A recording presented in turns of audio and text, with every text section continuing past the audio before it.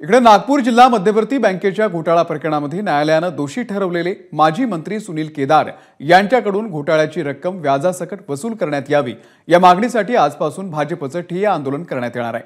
सुनील केदार यांना त्यांच्या सावनेर मतदारसंघामध्ये घेरण्यासाठी भाजपच्या वतीने सावनेर शहरातल्या गांधी चौकामध्ये ठिय्या आंदोलन केले जाणार आहे। वसुलीच्या प्रकरणामधील सुनील केदार यांना वाचवण्याचं काम सहकार मंत्री दिलीप वळसे पाटील करीत असल्याचा गंभीर आरोप भाजपचे नेते आशिष देशमुख यांनी केलेला आहे।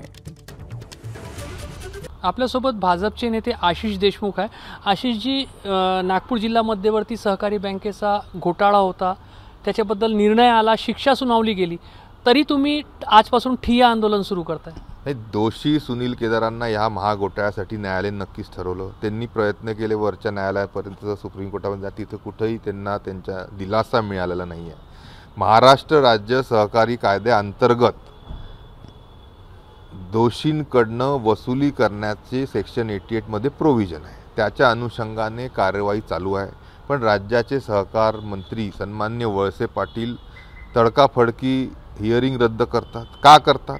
कारण की सुनील केदार आणि वळसे पाटील पूर्वाश्रमीचे राष्ट्रवादी काँग्रेसमध्ये सदस्य होते, म्हणून दिलीप वळसे पाटील आज सहकार मंत्री म्हणून महायुतीचे सहकार मंत्री आहेत। आणि महायुतीमध्ये अजित पवार गटाचे दिलीप वळसे पाटील नक्कीच आहे। अतिशय जाणकार समजदार व्यक्ती म्हणून आम्ही सगळं महाराष्ट्राने त्यांना पाहिलं आहे। सहकारामध्ये त्यांचं काम आहे।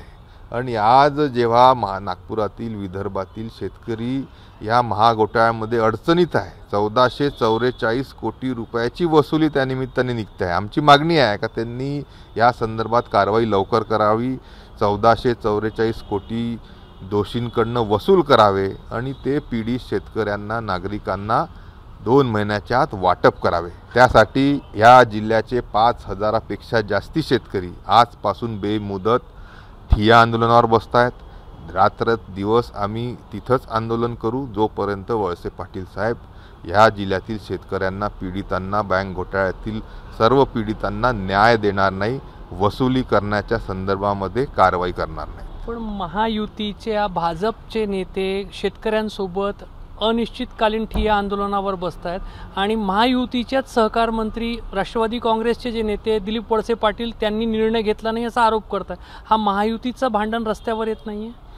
बघा, महायुती, भाजपा, राष्ट्रवादी ह्या कोण्याही पक्षाचे प्रतिनिधी असण्याच्या पहिले आशिष देशमुख एक हाडाचा शेतकरी आहे, कास्तकार आहे। या बँकेच्या घोटाळ्यामुळे मागील 22 वर्षापासून साधं पीक कर्ज शेतकऱ्यांना मिळत नाही हो। सेवा सहकारी सोसायट्या बंद झाल्या। नागपूर जिल्हा परिषदेचे 200 कोटी रुपये 22 वर्षापासून ठेवीमध्ये ठेवलेले अटकलेले आहेत। अशा विविध अडचणीतून आज नागपूर जिल्ह्याची अर्थव्यवस्था जर जात असेल तर नागपूर जिल्हा सहकारी बँक, जी कोणत्याही जिल्ह्याची एक बॅकबोन असते, ती डबघाईस आणण्यासाठी महाभ्रष्टाचारी सुनील केदार कारणीभूत आहे। आम्ही म्हणत नाही, न्यायालय म्हणतो। आणि त्याच्यावर जर सरकार आणि सहकार मंत्री लवकर कारवाई नसतील करणार, वसुली नसतील करणार, तर आम्ही काय करायचं? म्हणून पक्ष वेगळा, महायुती वेगळी, घटक पक्ष वेगळे, शेतकरी म्हणून, पीडित म्हणून आम्ही आंदोलनावर बसतोय, बेमुदत आंदोलनावर बसतोय। आपल्यासोबत भाजपचे नेते मनोहर कुंभारे सुद्धा आहे। मनोहरजी, तुम्ही कधी काळी सुनील केदार यांच्या सोबत होते, मात्र आज शेतकऱ्यांचं आंदोलन सुरू होतंय आणि तुम्ही सगळ्या शेतकऱ्यांना घेऊन आंदोलनावर बसताय। कारण की मी एक शेतकरी आहे आणि शेतकऱ्याचा मुलगा म्हणून मला शेतकऱ्यांसाठी न्याय मागणं हे अपेक्षित आहे।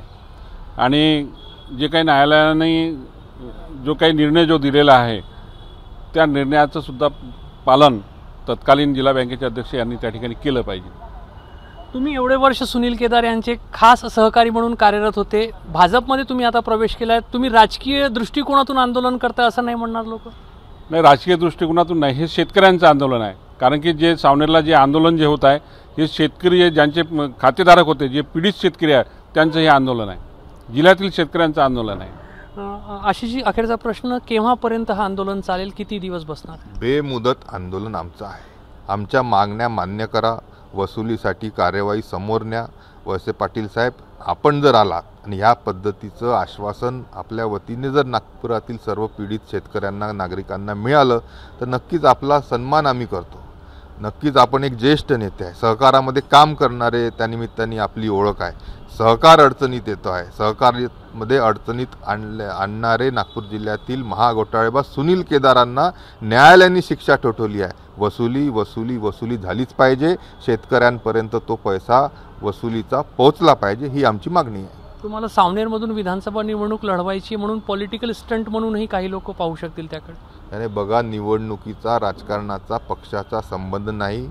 एक पीडित शेतकरी, त्या बँकेचा मी तेव्हा संचालक देखील होतो, आणि म्हणून जर एवढा मोठा जाणीवपूर्वक घोटाळा केला गेलेला असेल, न्यायालयाने दोषी सुनील केदारला तत्कालीन अध्यक्षाला ठरवलं असेल आणि कायद्यामध्ये वसुलीची प्रोव्हिजन असेल, तर ती प्रोव्हिजन लागू करावी, एवढीच साधी आमची मागणी आहे. सहकार मंत्र्यांनी ती मान्य करावी. तर सुनील केदार यांच्याकडून बँक घोटाळा संदर्भातली वसुली करण्यात यावी अशी मागणी करत भाजपच्या नेतृत्वामध्ये शेतकऱ्यांचं आंदोलन आजपासून सावनेरमध्ये सुरू होत आहे. आणि सुनील केदार यांच्याकडून जोपर्यंत वसुलीचा निर्णय जाहीर केला जात नाही तोपर्यंत अनिश्चितकालीन असा हा ठिय्या आंदोलन असणार आहे. कॅमेरामॅन अतुल हिडेसह रजत वसिष्ठ, एबीपी माझा, नागपूर. एबीपी माझा, उघडा डोळे बघा नीट.